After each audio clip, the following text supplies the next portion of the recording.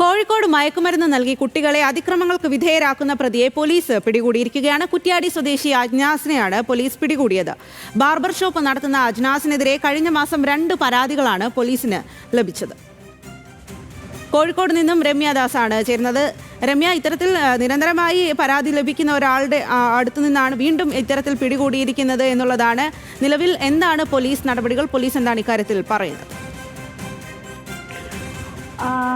സ്വാതി, ഈ കുറ്റ്യാടിയിൽ ഈ മയക്കുമരുന്ന് നൽകി കുട്ടികളെ ലൈംഗികാതിക്രമങ്ങൾക്ക് വിധേയമാക്കിയ കേസിലാണിപ്പോൾ ഈ കുറ്റ്യാടി സ്വദേശി തന്നെയായിട്ടുള്ള അജ്നാസിനെ പോലീസ് പിടികൂടിയിട്ടുള്ളത്. ഈ ബാർബർ ഷോപ്പ് നടത്തുന്നതിന്റെ മറവിലാണ് ഇത്തരത്തിൽ അജ്നാസ് കുട്ടികളെ ലൈംഗികാതിക്രമങ്ങൾക്ക് വിധേയമാക്കിയത് എന്നാണ് ലഭ്യമാകുന്ന വിവരം. കഴിഞ്ഞ മാസം 24-ാം തീയതി 2 വിദ്യാർത്ഥികൾ നൽകിയ പരാതിയിലാണ് ഇപ്പോൾ നടപടി വന്നിട്ടുള്ളത്.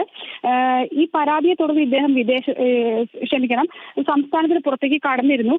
തുടർന്ന് പോലീസ് ഊർജിതമായ അന്വേഷണം തന്നെ പ്രതിക്കെതിരെ നടത്തുകയും ഇതിനിടയിലാണ് മംഗലാപുരത്ത് വെച്ച് കഴിഞ്ഞ ദിവസം പ്രതി പിടിയിലാകുന്നത്. നിലവിൽ ഇയാളെ ചോദ്യം ചെയ്ത് വരികയാണ്. ഇതുമായി ബന്ധപ്പെട്ട് കൂടുതൽ തെളിവുകൾ പുറത്തു വരേണ്ടതുണ്ട്.